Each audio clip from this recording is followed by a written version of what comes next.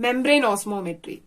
Membrane osmometry is also used to calculate the number average molecular mass of the polymers. The basic principle of membrane osmometry is obviously osmosis. The procedure we are doing here is we have a semi-permeable membrane in which one of the chamber is containing solution, that is our polymer solution, and the next chamber is containing the pure solvent. So this is a semi-permeable membrane. Here the solvent molecule diffuse into the solution according to the chemical potential difference between the solution and the solvent. And at a certain point, the solution become dilute. And we can stop the flow of solvent to solution part by applying certain pressure on the solution side. And the pressure which is applied on the solution side to prevent the movement of solvent is known as osmotic pressure. That is pi. So osmotic pressure is the minimum pressure which is applied on the solution to prevent the flow of solvent to solution. And the equation which shows the relation between the osmotic pressure pi and number average molecular mass Mn is pi divided by RTC equal to 1 by Mn dash plus Bc. Here pi is the osmotic pressure, R is the universal gas constant, T is the temperature, C is the concentration, and Mn is the number average molecular mass, and B is the second virial coefficient. So the graph which showing the relation of osmotic pressure pi and number average molecular mass is this. So by using this equation, we can plot the graph like this. That is, x-axis is C and y-axis is pi by RTC. So we'll get a straight line graph and the intercept is 1 by Mn. So from the intercept, we can find out the value of number average molecular mass. So we can calculate the number average molecular mass of the particular polymer by extrapolating the linear graph into zero concentration, that is at infinite dilution. So if you talk about the limitations of membrane osmometry, the weight calculation range is from 30,000 to 10 lakh. And the second one is the non-availability of true semi-permeable membrane. That is, the commercially available semi-permeable membranes are not sufficient to conduct this experiment because these semi-permeable membranes are permeable to very low molecular weight polymers. So the molecular weight we'll get experimentally will always higher than the actual molecular weight of the polymer. Then the second osmometric method, that is vapor phase osmometry. The principle of vapor phase osmometry is different from membrane osmometry. The principle is at a given temperature, the vapor pressure of a solution is less than that of the pure solvent. So the method which we are following here in vapor phase osmometry is we are keeping 1 drop of pure solvent and 1 drop of solution in an atmosphere saturated with the pure solvent vapor. So after some time, pure solvent from the atmosphere will be deposited on the surface of the solution drop. That is, condensation of the solvent molecule will occur on the surface of the solution droplet and the solution become dilute.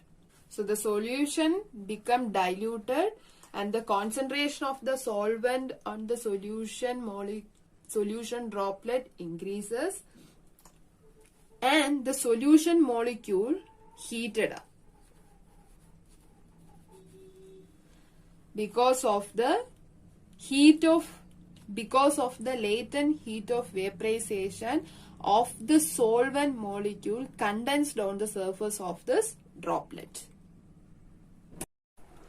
Here, this continues, that is the condensation, this continues till the vapor pressure of the droplet at the new elevated temperature becomes equal to that of the pure solvent at the original temperature. So, the total rise in delta T, that is the elevation of temperature of the solution, is proportional to the mole fraction of the solute in the solution, that is proportional to N. So we can say that delta T equal to RT square N divided by delta HV. Here HV is the heat of vaporization. Then in actual case, that is in actual experiment method, the droplets, the solvent droplet and the solution droplet are kept on the surface of a thermistor. Then thermistor and arranged in a Wheatstone bridge circuit. So the relation between the bridge imbalance output delta V and the number average method Mn are related as delta V divided by C equal to K divided by Mn plus KBC. So we can plot a graph like this. X-axis is concentration C and y-axis is delta V by C. And here, by extrapolating the linear graph, we will get the number average molecular mass.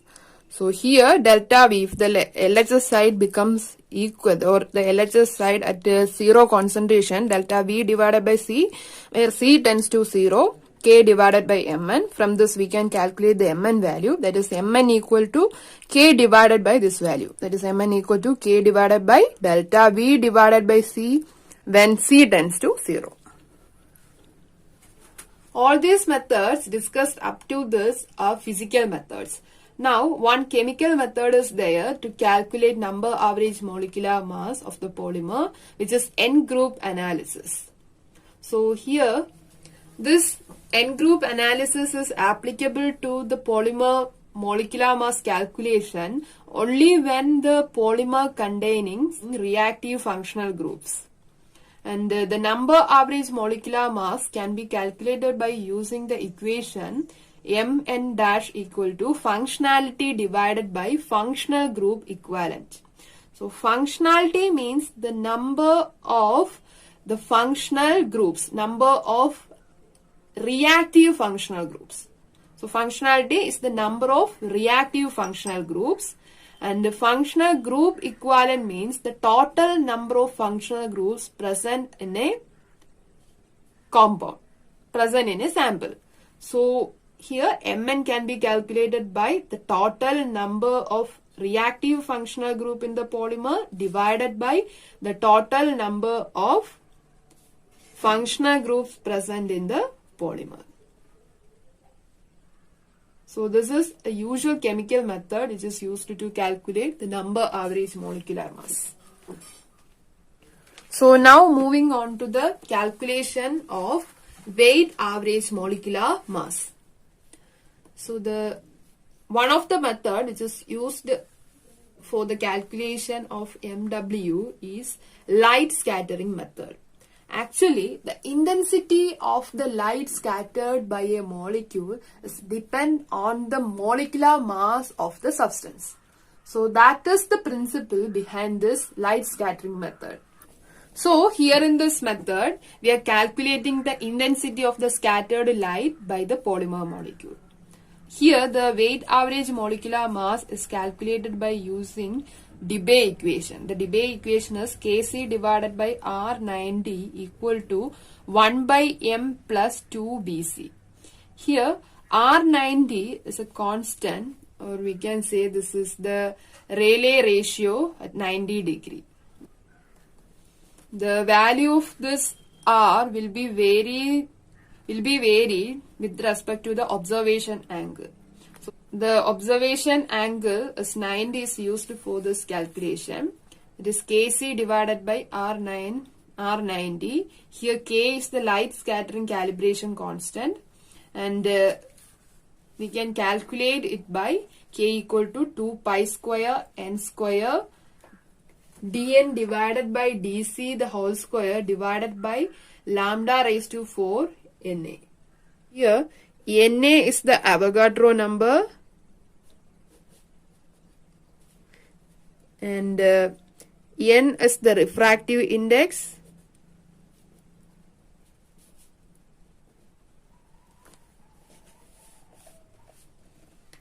dn divided by dc is the specific refractive index,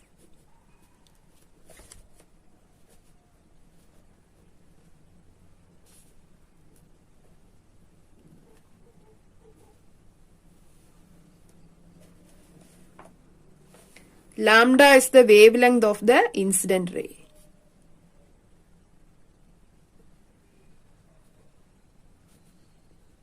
Wavelength of incident light.